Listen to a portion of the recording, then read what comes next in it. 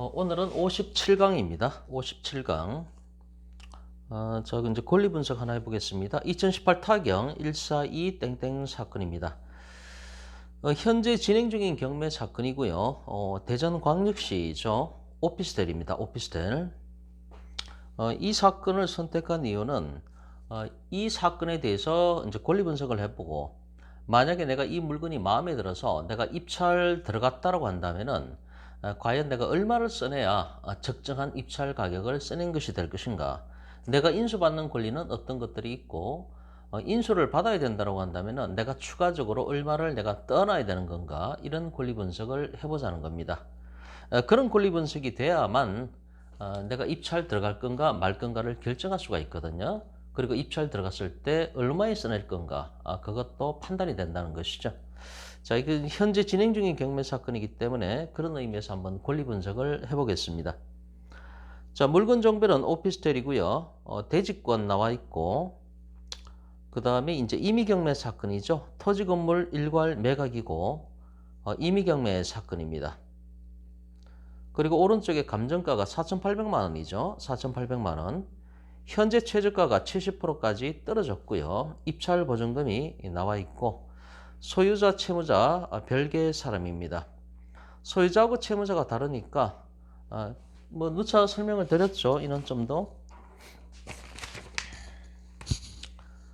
경매정보지를 보실 때 이 소유권자하고 채무자가 같은 사람이라고 한다면은, 동일인이라고 한다면은 이 사람은 입찰 못 들어갑니다.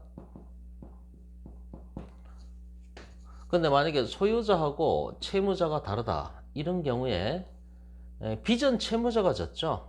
돈을 빌리고 못 갚은 사람은 이 채무자인데, 애꿎은 소유자 물건이 지금 경매로 나온 거 아닙니까? 이 소유권자를, 건물 소유권자, 이 사람을 물상보증인이라고 하죠. 이 물상보증인은 입찰 들어갈 수가 있습니다. 자기 물건 지켜야 되잖아요. 자기가 빚진 것도 아니고 자기는 단지 보증을 썼을 뿐이라는 얘기죠. 그렇기 때문에 이때 소유권자인 이 물상보증인은 자기 건물을 지키기 위해서 본인이 직접 입찰 들어갈 수가 있습니다. 근데 소유자 채무자 같은 경우에는 빚이나 갚을 것이지 이 사람한테는 입찰 자격이 주어지지가 않습니다. 뭐 누차 말씀을 드렸고요. 지금까지 한 6번 정도는 제가 설명을 드린 것 같습니다. 그 다음에 오른쪽에 입찰 진행 내용을 보면은 1차 때 유찰됐죠. 그 다음에 두 번째 변경 절차를 밟았고요. 2차 때가 2020년, 그리고 이제 이번 달이 되겠습니다. 자, 매각 물건 현황을 보면요. 내려와서 보면은 뭐 보시고요. 임차인 현황을 바로 봅니다. 임차인 현황에 보면은 말소 기준 권리가 2018년 9월 4일로 돼 있고, 배당 요구 종기가 2018년 12월 26일까지로 되어 있습니다. 자, 임차인이 류모 씨가 나와 있죠. 주거용 전부를 점유하고 있다라고 얘기를 하고 있고, 전입일자 미상, 확정일자 미상, 배당 요구 없음, 보증금이 2천만 원이죠. 그 다음에 배당 예상 금액이 뭐 그런 거 필요 없이 매수인이 인수하게 될 거다, 이렇게 적혀 있고요. 기타란에 보면은 전세권 등기자라고 되어 있습니다. 그럼 이 류모 씨 같은 경우는 뭐 전입 신고하고 이런 확정일자 이런 거 안 찍었다는 얘기죠. 처음부터 그냥 전세권 설정 등기, 그러니까 등기한 전세권, 오리지널 전세권이죠. 전세권 등기를 한 사람이 되는 것이고, 이 사람은 배당 요구를 안 했기 때문에 결과적으로 매수인이 인수를 해야 됩니다. 얼마를 떠나야 됩니까? 보증금이 2천만 원이니까 전세 보증금 2천만 원을 낙찰자가 떠나야 됩니다. 그 다음 칸에 이윤모 씨가 되어 있는데, 전입일자 나와 있고 확정일자 나와 있고, 배당 요구를 2018년 10월 25일에 배당 요구를 했습니다. 배당 요구 종기가 2018년 12월 달이니까 적법한 기간 이내에 배당 요구했음을 알 수가 있습니다. 보증금은 3천만 원이죠. 보증금 3천만 원 갖고 들어갔습니다. 그리고 대항력이 있냐 없냐, 대항력이 있다라고 돼 있죠. 그 위에 말소 기준 권리 날짜가 2018년 9월 달인데, 세입자 이모 씨가 전입신고한 날짜가 2009년 2월 달이니까요. 당연히 결과적으로 대항력은 있는 것이죠. 그리고 배당 예상 금액이 나오는데, 이 사람은 이제 소액 임차인 보호를 받냐 안 받냐, 이걸 한번 따져봐야 되는 것이죠. 자, 임차인 분석 나와 있는데 임차인 수 2명 이렇게 해놓고 임차 보증금 합계가 5천만 원이다 이렇게 돼 있는데 결과적으로 이제 이윤모 씨의 3천만 원에 대해서는 권리 분석을 좀 해야 되고 그 앞에 있는 전세권자인 류모 씨 같은 경우는 낙찰자가 떠나야 됩니다. 그렇게 돼 있죠. 자, 그 다음에 보면은 뭐 폐문으로 뭐 어쩌고 저쩌고 나와 있고요. 마지막 줄에 보세요. 매수인에게 대항할 수 있는 임차인이 있고 보증금이 전액 변제되지 아니하면은 잔액을 매수인이 인수한다 이렇게 되어 있습니다. 자, 등기부 현황. 그 마이크가 자꾸 얽히네요. 녹화되는지 보겠습니다.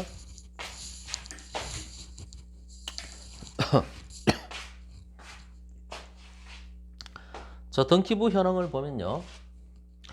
권리 분석하실 때 누차 말씀드렸듯이 세입자가 있는 그런 권리 분석을 할 때, 임차인이 있는 권리 분석을 할 때에는 등기부를 먼저 A4지에다가 등기부를 기재하시고 등기부 내용을 기재한 다음에 그 다음에 이제 임차인이 있을 때 임차인의 전입일자가 언제고 확정일자가 언제인지 그 사이사이에 끼워 넣어서 이제 기재하시고 권리 분석을 하시면 된다라고 말씀을 드렸고요.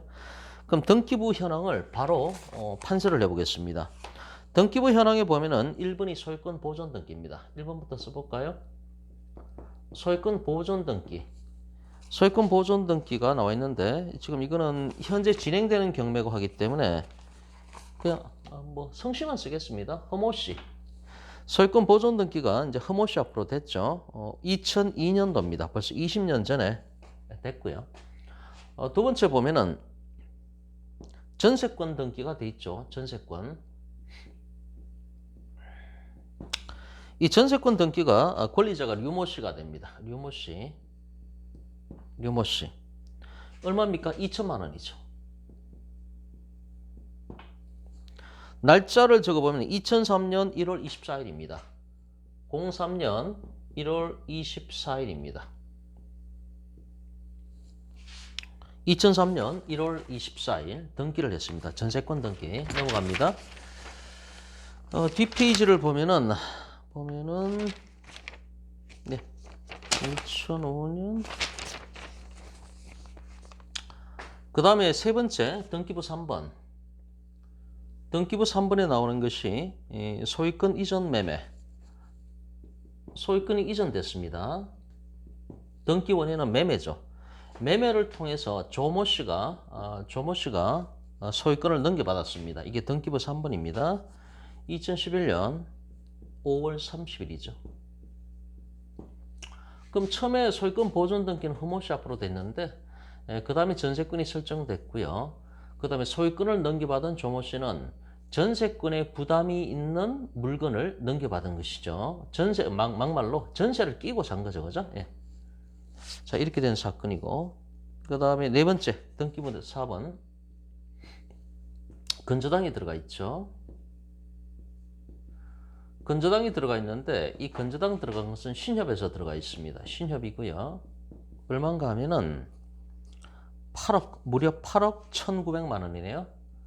8억 1,900만 원. 8억 1,900만 원이 들어가 있습니다. 날짜가 언젠가 하면 2018년 9월 4일입니다. 2018년 9월 4일이 되겠습니다. 그 다음에 다섯 번째, 등기부 5번에 보면은 임의경매를 들어갔죠? 예, 임의경매를 들어갔습니다. 누가 들어갔습니까? 이 신협이 집어넣은 거죠. 신협이 이 임의경매를 집어넣은 그런 사건이 되겠습니다.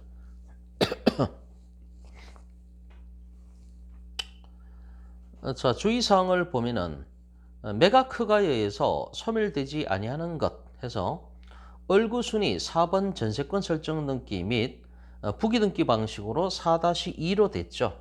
전세권에 대한 건저당 설정 등기는 말소되지 않고 매수인에게 인수가 된다. 이렇게 이제 낙찰자가 전세권을 인수를 해야 된다는 것을 분명히 밝히고 있는 거죠.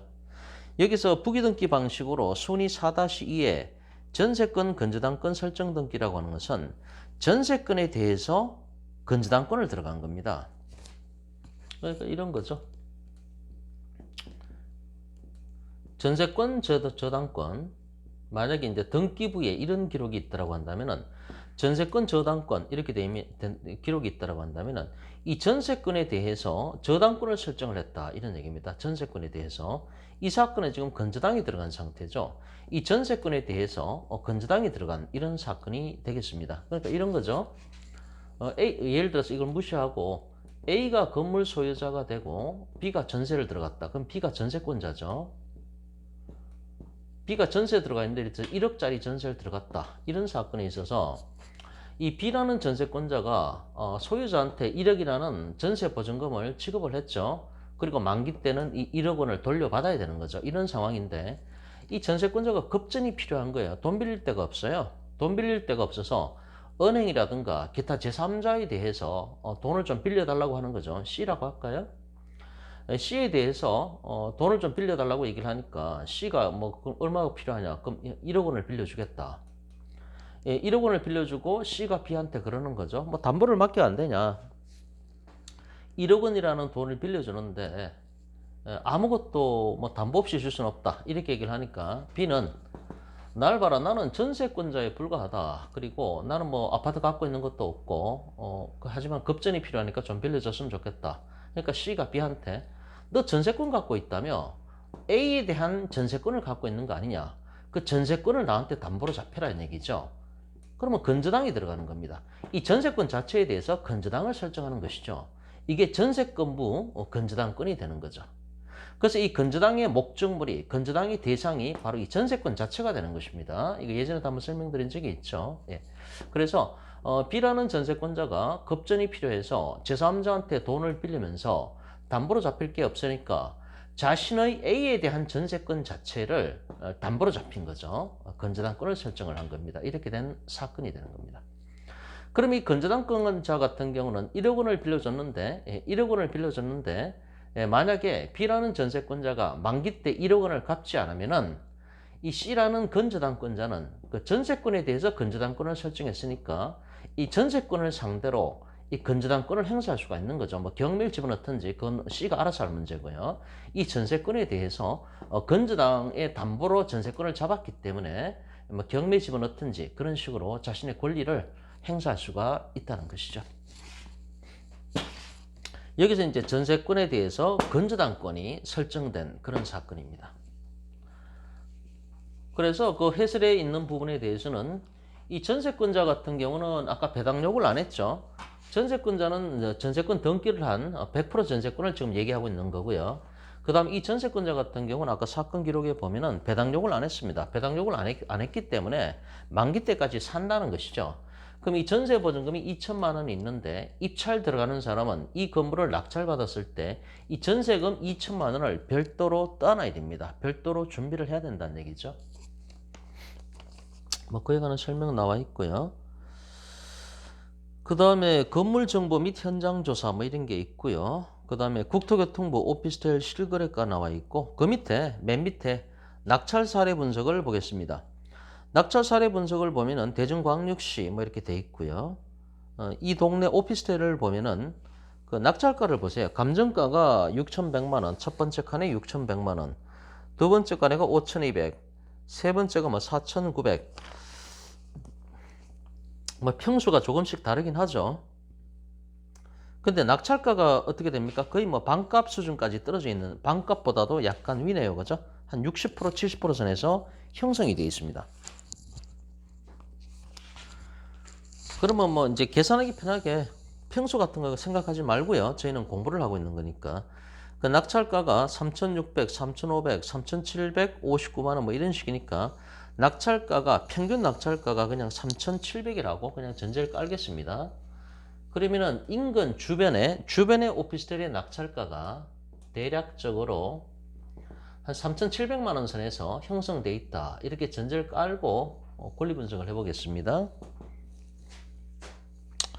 자, 그 다음에 이렇게 이제 판서를 하신 다음에 등기부에 있는 내용을 판서를 하신 다음에 임차인을 봐야 되죠.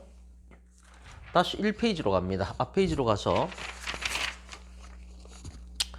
임차인 분석의 이윤모 씨를 봅니다. 이윤모 씨.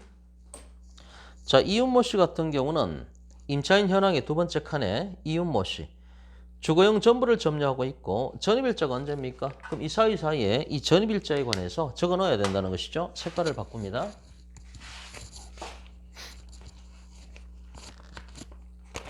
어이구, 힘들어. 어디 있어? 이호모식 있네요. 전입일자가 2009년 2월 25일. 확정일자도 같은 날이죠. 확정일자도 2009년 2월 25일이 됩니다. 그럼 어디에 들어가야 됩니까? 2009년이니까 여기 들어가야 되죠. 2009년 2월 25일에 이걸 요 사이에 들어갔으니까 그냥 등기부 2-1로 잠정적으로 부기 등기는 아닙니다. 순서를 따지다 보니까 그 다음 순서에 이제 전입신고를 했다는 얘기인데 여기 임차권이 들어갔습니다. 임차권인데 이 사람은 전입신고 했고요. 확정일자까지 찍었죠. 그 다음에 임대차 보증금이 얼마인가 하면 3천만 원이죠. 3천만 원 갖고 들어갔습니다. 자, 이렇게 하면은 사실관계는 다 정리가 됐습니다. 그럼 지금부터 이제 권리 분석을 해보자는 것이죠. 어떤 식으로 권리 분석이 될 것인가 이런 얘기인데 빨간색이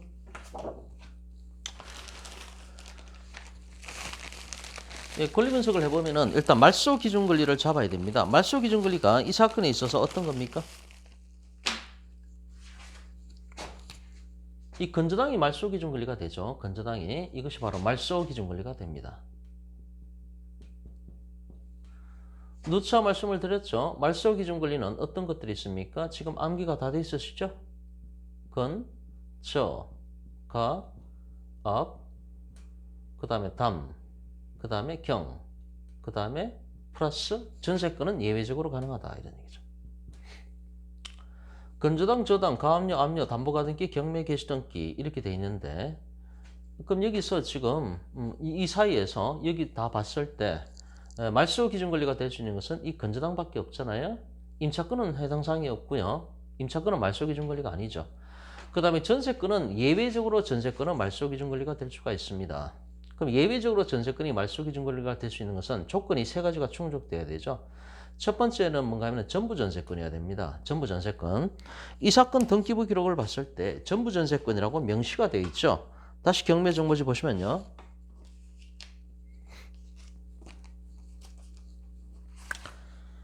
경매 정보지에 보면은 그 임차인 현황에 보면은 류모 씨, 임차인 첫 번째 칸에 류모 씨가 주거용 전부를 점유하고 있다 명시하고 있죠. 전부 전세권자입니다. 전부 전세권자.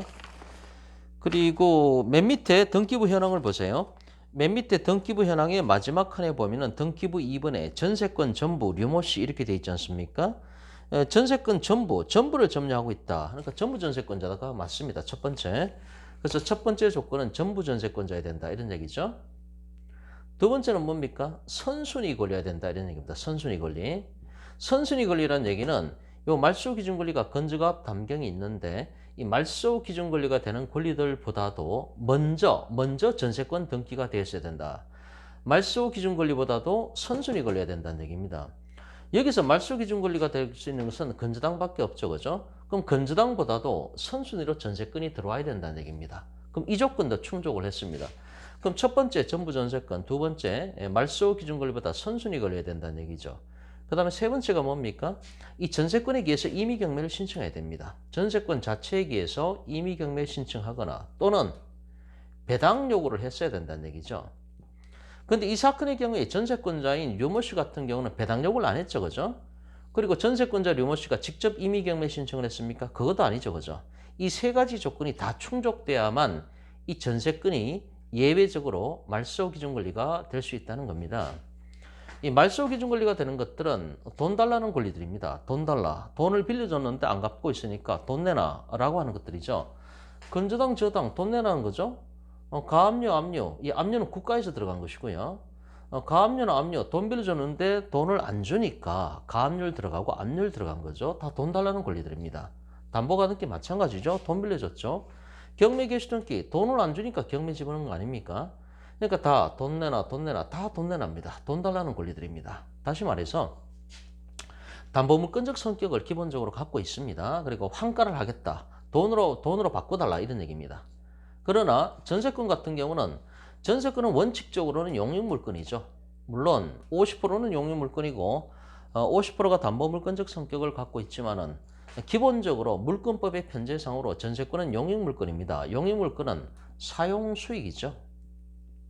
이게 돈 내나 이 권리가 아니잖아요. 전세 기간 동안에 그 목적물을 사용 수익하겠다는 거지 돈 내나 이런 권리가 아니잖아요. 이것들은 다 돈 내놔라는 얘기입니다. 돈 달라는 얘기입니다. 근데 전세권이라는 것은 돈 달라는 게 아니라 전세 기간 동안에 내가 사용 수익을 하겠다. 이것에 본질이 있는 것이죠. 그러나 이 전세권이 예외적으로 이런 조건을 갖췄을 때 전부 전세권이고 말소 기준 권리보다 그 위에 선순위 권리여야 되고, 세 번째는 전세권에 기해서 임의경매나 배당 요구를 한다. 특히 이렇게 세 번째 임의경매 신청을 하거나 배당 요구한다는 얘기는 용익물권적 성격이 아니라 이제 계속 사용 수익한다. 그 집에서 살겠다는 게 아니라 임의경매 신청을 하거나 배당 요구를 했다는 얘기는 돈 달라는 얘기입니다. 자기도 돈 받고 나가겠다는 것이죠. 그러니까 전세권은 원칙적으로는 용익물권이니까 말소기준 권리가 될 수가 없는데, 이 세 가지 조건이 갖추어져서 그래서 이미 경매 신청하거나 배당 요구했을 때는 전세권자가 더 이상 여기 살겠다는 게 아니라 자기도 나갈 테니까 돈 달라는 얘기거든요. 그래서 이런 것들은 돈 달라는 얘기고, 전세권은 원칙적으로는 돈 달라는 얘기가 아니라 사용 수익의 본질이 있지만은 이런 조건이 갖춰졌을 때는 전세권도 자기도 돈 달라는 얘기입니다. 결과적으로. 자, 이렇게 됐을 때는 전세권도 예외적으로 말소 기준 권리가 될 수가 있다는 것이죠.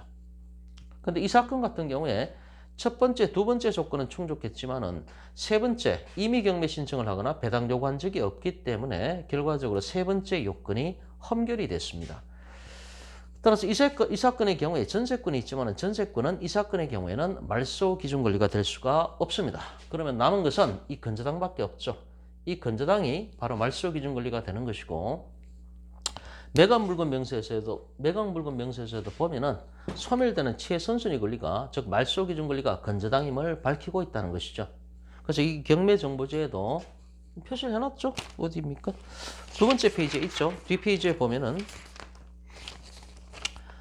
두 번째 뒷페이지 메뉴에 보면은 등기부 4번의 건저당 오정 뭐쩌고 저쩌고 이것이 이제 말소 기준 등기라고 분명히 밝히고 있죠. 그죠? 예, 그래서 이제 말소 기준 권리는 건저가 담경 플러스 전세권은 예외적으로 이렇게 되는 거죠.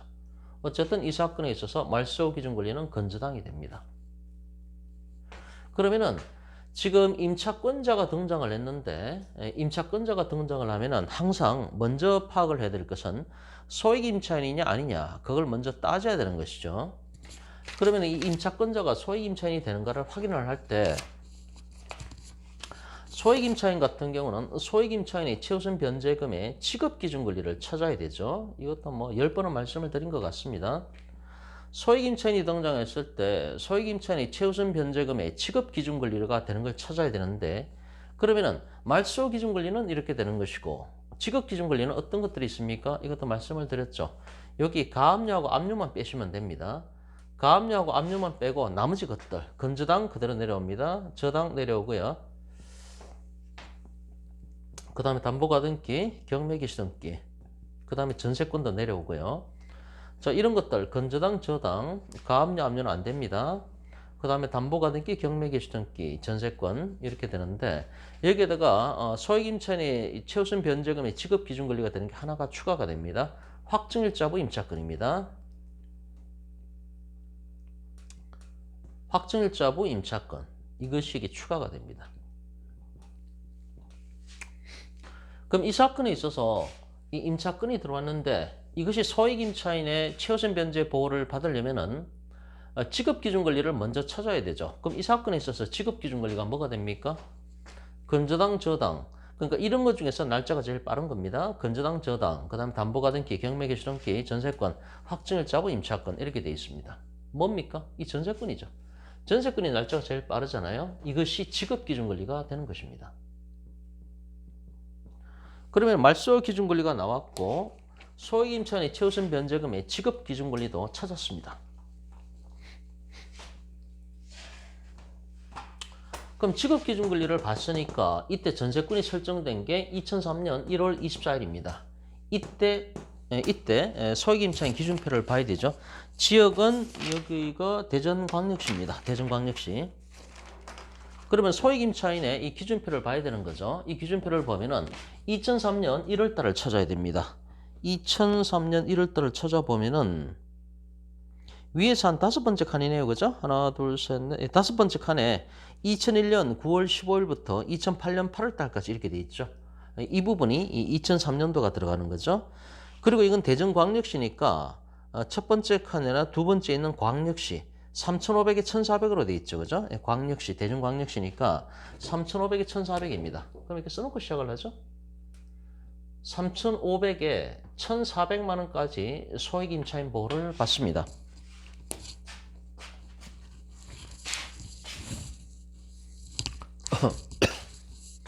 그럼 3,500에 1,400인데 보증금이 임대차 보증금이 3,500 안쪽인 경우에 1,400만 원까지 소액 임차인의 최우선 변제 보호를 받는다는 거죠. 그럼 임차권자가 보증금이 얼마입니까? 3천만 원이죠. 3천만 원이니까 3,500 안쪽이죠. 그죠? 그러니까 소액 임차인 보호를 1,400만 원을 받게 된다는 것이죠. 자, 여기까지 하시면은 뭐 할 거 다 나왔습니다. 그러면 1,400만 원 요거 기억하시고 좀 공간이 없으니까 좀 지우겠습니다. 요것도 지울까요? 이렇게 1,400만 원. 그러면 배당표를 한번 짜보겠습니다. 소액 임차인의 최우선 변제 이걸 먼저 따져야 되는 것이고요. 그 다음에 이제 다 써보면 당해세 뭐 이거 복잡해지니까요. 여기 나오는 것만 쓰겠습니다. 소액 임차인의 최우선 변제를 따져야 되고 아까 3,500이 1,400이었죠. 그죠? 1,400만 원 최우선 변제 보호를 받습니다. 그 다음에 여기서 또 따질 거는 뭐 조세 같은 게 없잖아요. 공과금도 없고 세금도 없고 임금 채권도 지금 여기 안 들어가 있잖아요. 그러니까 전부 다 우선 변제권 싸움에 들어가는 것들이네요. 그럼 소액 임차인의 최우선 변제 이제 1,400만 원인데 누가 받으니까 임차인이죠. 그죠? 임차인. 임차인이 소액 임차인의 최우선 변제로서 1,400만 원을 받습니다. 근데 원래 얼마를 요구하고 있습니까? 3천만 원 요구하고 있죠. 3천만 원 요구하고 있으니까 얼마를 못 받았습니까? 마이너스 1,600을 못 받았죠. 소액 임차인으로서 1,400만 원을 먼저 받았고요. 그리고 여기는 어떤 사건 같은 경우는 임차권자가 많죠. 하지만 여기는 임차권자가 이 사람 한 사람밖에 없기 때문에 최우선 변제 받는 사람은 이 사람밖에 없습니다. 이걸로 최우선 변제는 끝났습니다. 그 다음 우선 변제권에 들어가서 저당권 부채권에 들어가는 것들을 다 기재를 해야 됩니다. 그럼 우선 변제권 싸움, 다시 말해서 저당권 부채권에 들어가는 것들이 어떤 것들이 있습니까? 6가지입니다. 암기하시죠. 이제는 많이 했기 때문에 건저당이 있고요. 그 다음에 전세권이 있고요. 담보가등기 있죠? 담보가등기. 그 다음에 확정일자 찍은 임차권, 확정일자부 임차권. 그 다음에 또 뭐 있습니까? 등기된 임차권인데 등기된 임차권 속에는 두 가지가 있죠. 민법 621조 합의인 임대차 등기. 그 다음 또 하나가 뭡니까? 주택임대차하고 상가임대차 보호법에 나오는 임차권 등기명령, 임차권 등기명령에 따른 임차권 등기 이런 것들이 이 우선변제권 싸움에 들어갈 수 있는 것들이죠. 그럼 여기서 이 우선변제권 싸움에 들어갈 수 있는 것들이 어떤 것들이 있습니까? 이 사례 같은 경우에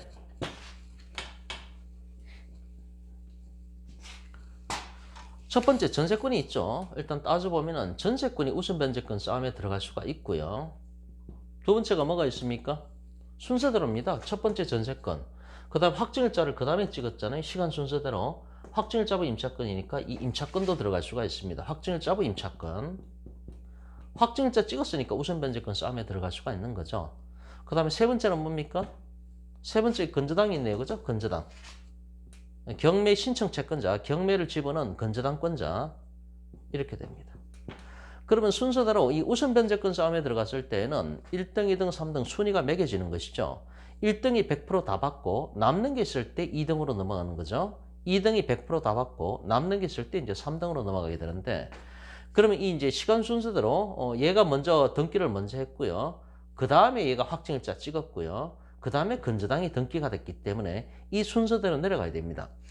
그럼 얼마씩 배당을 해야 되는가 하면은 첫 번째 전세권자 같은 경우는 배당 요구를 안 했죠. 그죠? 아까 그 앞에 기록에 보면은 전세권자는 배당 요구를 안 했습니다. 배당 요구를 안 했다는 얘기는 뭔가 하면은 계속 살겠다는 얘기죠. 이 사람이 원래 얼마입니까? 전세권이 2천만 원이죠. 그래서 이 전세권자는 배당에 들어가는 게 아닙니다. 그죠? 그리고 이것은 어떻게 됩니까? 인수를 해야 됩니다. 떠나야 됩니다. 낙찰자가 인수를 해야 됩니다. 이 말은 뭡니까? 낙찰 대금뿐만 아니라 입찰 들어갔을 때 그 배팅한 가격뿐만 아니라 추가로 추가로 전세권자한테 줄 2천만 원을 별도로 준비를 해야 된다는 얘기입니다. 인수해야 되는 거니까. 그리고 이제 말소 기준 권리가 건저당이죠. 말소 기준 권리 날라가고 그 밑으로 날라가는데 이 위에 거는 다 떠나야 되는 거죠. 떠나야 되는 것들이 어떤 것들이 있습니까? 소유권 다 필요 없는 것들이고 이 전세권 떠나야 되고요. 그리고 이 전세권자는 배당 요구를 안 했기 때문에 당연히 인수를 해야 됩니다. 그 다음에 임차권자 같은 경우 확정일자부 임차권인데 만약에 이것도 이제 말소 기준 권리보다 선순위죠. 말소 기준 권리보다 선순위 대항력 있는 임차권입니다. 그러니까 선순위 대항력 있는 임차권이기 때문에 얘가 만약에 이제 배당에 들어가서 못 받은 미배당 보증금이 있으면은 그런 미배당 보증금도 낙찰자가 다 떠나야 됩니다. 지금 3천만 원 요구하고 있죠, 그죠? 그럼 임차권자는 여기서 지금 3천만 원을 요구하고 있습니다. 건저당은 얼마를 요구하고 있습니까? 건저당은 8억이죠. 8억. 8억 1,900만 원. 계산하기 쉽게 그냥 8억이라고 하죠. 자, 이렇게 배당이 된다는 것이죠. 그런데 이 경매 정보지를 보면은 지금 유찰되고 해가지고 맨 첫 페이지입니다. 지금 2차 때가 2020년 11월 달에 지금 최저 매각 가격이 얼마입니까? 3,360만 원이죠. 3,360만 원. 그럼 지금 최저 매각 가격이 3,360만 원인데 이게 이제 현재 진행 중인 경매 사건이기 때문에 이날에 가봐야 11월 달 며칠에 가봐야 되죠. 11월 며칠에 가가지고 얼마에 이제 입찰가가 낙찰가가 형성될지는 또 낙찰될지도 안 될지도 모르고요. 또 유찰될 수도 있는 거고. 근데 지금 이제 예상 배당표를 짜봤을 때에는 2차 때 최저 매각 가격인 3,360만 원을 기준으로 한다는 얘기죠. 그러면 3,360만 원에 낙찰을 받는다고 전제를 깔아버리는 거죠. 전제를 깔고 여기서 경매비용을 먼저 빼야 되죠. 그죠? 예상 낙찰가에서 마이너스 경매비용을 빼야 됩니다. 경매비용은 보통 0.5%나 1% 선에서 형성되죠. 그러니까 계산 복잡해지니까 그냥 저희들 임의대로 한 160만 원, 160만 원 정도가 경매비용으로 들어갔다고 그냥 가정을 해보죠. 경매비용이 160만 원입니다. 그럼 최종적으로 빚잔치 하게 될 총액은 얼마입니까? 3,200만 원이죠. 그죠? 3,200만 원을 갖고 빚잔치 한다고 전제를 깔아보자는 얘기죠. 그러면은 빚잔치 할 총액이 3,200만 원입니다. 3,200만 원. 그럼 3,200만 원을 갖고 예상 배당표를 짜봤을 때 임차인이 1,400만 원 갖고 가죠. 그러면 남는 게 얼마입니까? 임차인이 1,400만 원 갖고 가면은 얼마입니까? 2,200, 2,200에서 1,800만 원 남죠. 맞죠? 예. 1,800만 원이 남습니다. 그러면은 이쪽에 잔액을 기재해 볼까요? 남는 게 여기서 1,400, 아유, 금방 헷갈리네. 자, 1,000, 2,200, 1,800만 원이죠. 예, 1,800만 원.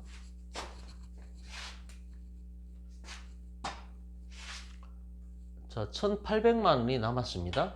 그러면 남은 게 소액임차인이 최우선 변제 1,400을 주고 나니까 1,800만 원 남았죠. 1,800만 원인데 전세권은 2천만 원은 낙찰자가 인수를 해야 되고요. 그 다음에 임차권자 여기 들어가죠. 그죠? 그럼 임차권자한테 1,800만 원을 주죠. 근데 이제 확정일자 임차권자는 3천만 원을 받아야 되는데 위에서 얼마를 받았습니까? 위에서 1,400을 받았죠. 위에서 1,400을 받았으니까 못 받은 게 1,600이죠. 결과적으로 우선 변제권 싸움에 들어갔을 때는 여기서 1,600만 받으면 되는 거죠. 1,600만 원. 다시 임차인이 소액 임차인이 최우선 변제로서 1,400을 받았단 말이죠. 근데 이제 받아야 될 총액은 3천만 원이죠. 근데 소액 임차인이 최우선 변제로서 1,400을 받았으니까 못 받은 게 1,600인데 우선 변제권 싸움에 들어가서 이 순위로 1,600만 원을 받으면 되는 거죠. 그러니까 여기서 소액 임차인이 최우선 변제 1,400 주고 남은 게 1,800이니까 여기서 1,600을 받으면 되는 거죠. 그럼 남은 잔액이 얼마 남았습니까? 이제 200만 원밖에 안 남았죠. 이 200만 원을 건저당권자가 배당을 받게 되는 거죠. 이 사람 진짜 큰일 났죠. 예. 이 건저당권자는 다 날리게 생겼습니다, 지금. 그럼 이 건저당권자가 경매 신청을 한 거 아닙니까? 그럼 이 건저당권자가 경매 신청을 했으니까 경매 신청 채권자인데 지금 이렇게 되면은 만약에 이 순서대로 된다고 한다면 200만 원밖에 못 받습니다. 그런데 이게 또 이번에 또 유찰된다. 또 유찰되고 해가지고 가격이 더 내려간다라고 한다면은 이 건저당권자는 200도 못 받을 수가 있습니다. 그럼 이거는 결과적으로 무익료로 갈 수도 있습니다. 무익료 사건이 될 수가 있습니다. 그거는 이제 봐야 알죠. 어떻게 되는지. 입찰 당일날 낙찰가가 얼마나 형성되는지, 유찰되는지 그걸 봐야 되는 거죠. 어쨌든 이런 식으로 이제 배당표가 짜진다는 얘기죠. 그러면 이제 권리 분석은 해봤고요. 전세권은 2천만 원 인수해야 된다 이런 것이고, 그 다음에 이제 임차권자 같은 경우는 여기서 1,400을 받고 여기서 1,600을 받았으니까 임차권자는 100% 다 받을 거란 얘기죠. 만약에 이게 계속 유찰돼 가지고 돈이 부족하기 때문에 임차권자도 미배당 보증금이 발생을 하면은 낙찰자는 그것도 떠나야 됩니다. 예, 그렇게 되는 것이고. 자, 권리 분석은 대략 했는데요. 첫 번째 권리 분석을 했죠. 두 번째, 인수받아야 되는 권리, 전세권 인수받아야 되고요. 임차권자도 만약에 미배당 보증금이 있으면은 이 임차권자는 선순위 대항력 있는 임차권자이기 때문에 그 미배당 보증금을 낙찰자가 인수해야 됩니다. 말소 기준 권리보다 선순위 권리들이잖아요. 그렇게 이제 권리 분석이 됐는데, 그 다음에는 뭔가 하면은 만약에 이 물건이 마음에 들어서 입찰 들어가려고 하는데, 내가 이제 그러면 이제 계산을 해봐야 됩니다. 내가 배팅할 금액이 가장 합리적으로 배팅할 수 있는 금액이 얼마인가 그걸 봐야 된다는 얘기죠. 아까 인근 주변 오피스텔의 낙찰가의 평균을 3,700으로 봤지 않습니까? 그러니까 평수가 같다는 전자에서 3,700에 대체적으로 시세가 형성돼 있다. 낙찰가액이 3,700이 형성돼 있다는 얘기죠. 그러면은 결과적으로 이걸 기준으로 봤을 때 만약에 내가 입찰 들어간다고 했을 때 나도 그러면 3,700만 원 정도 배팅을 하는 게 주변 시세 낙찰가의 형평성에 맞잖아요. 이거보다 더 많이 배팅하면 손해보는 거 아니겠습니까? 보통 3,700선에서 낙찰 받는다는 얘기죠. 그러면은 나는 여기에 만약에 이제 배팅을 하게 되면 얼마를 배팅할 건가 이런 얘기죠. 그 계산을 해봐야 된다는 얘기죠. 그런데 여기서 이제 이렇게 대략 예상적인 이제 권리 분석을 해봤을 때 결과적으로 뭡니까? 전세권 2천은 지금 인수하는 거죠, 그죠?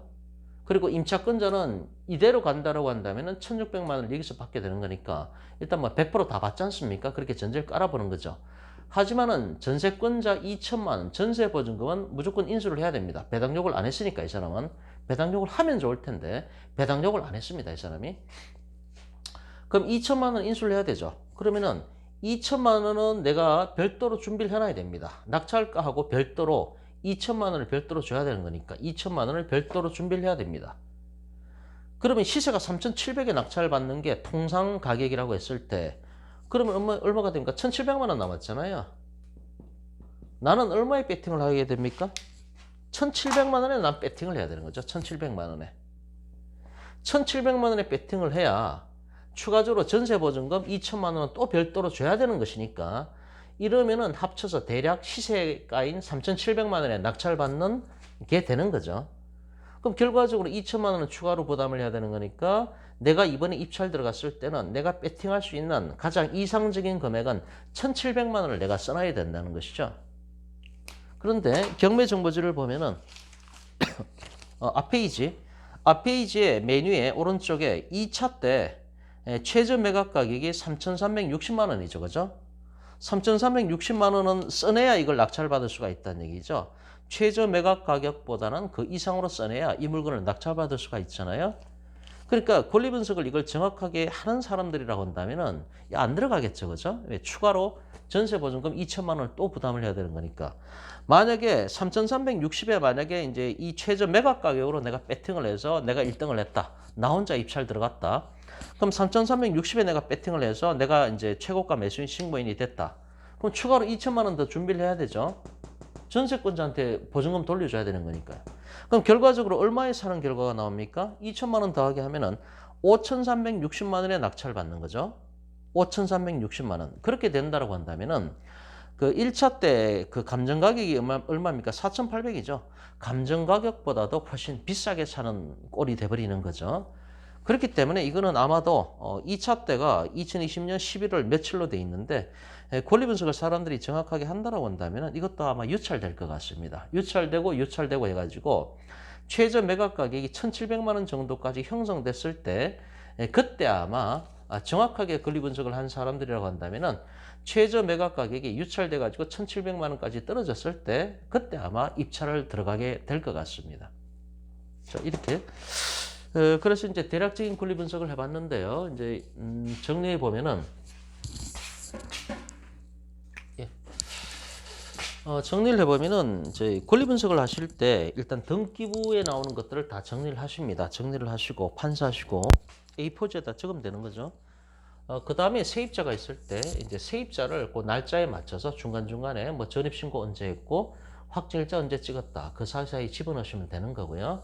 이 사건 같은 경우는 이 건저당이 바로 말소 기준 권리가 되고 그 다음에 이 전세권자 같은 경우는 경매 신청을 직접 임의 경매 신청을 하거나 배당 요구하지 않았기 때문에 이 전세권자 같은 경우는 말소 기준 권리가 될 수가 없다는 것이죠. 이 사건에 있어서는.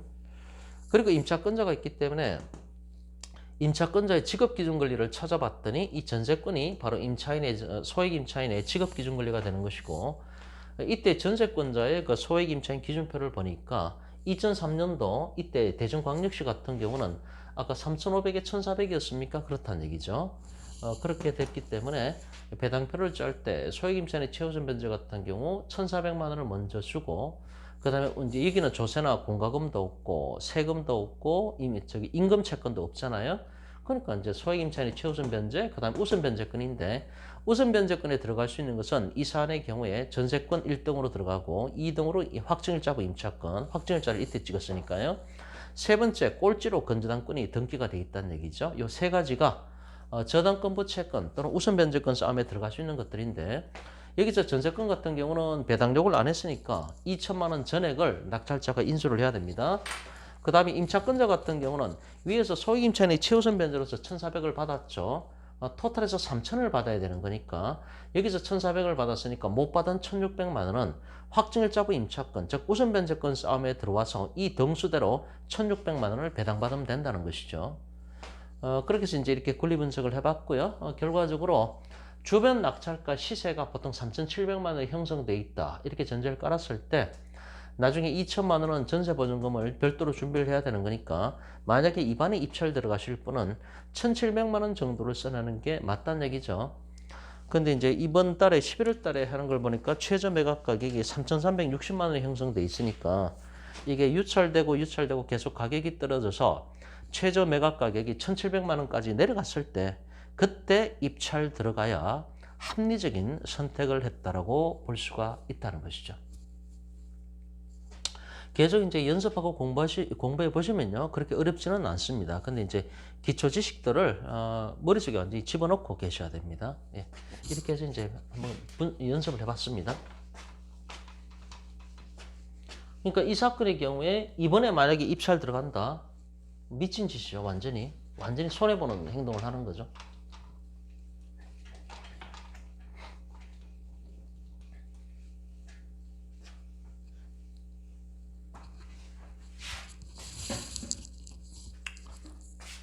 자, 이제 57강은 여기까지 하겠습니다.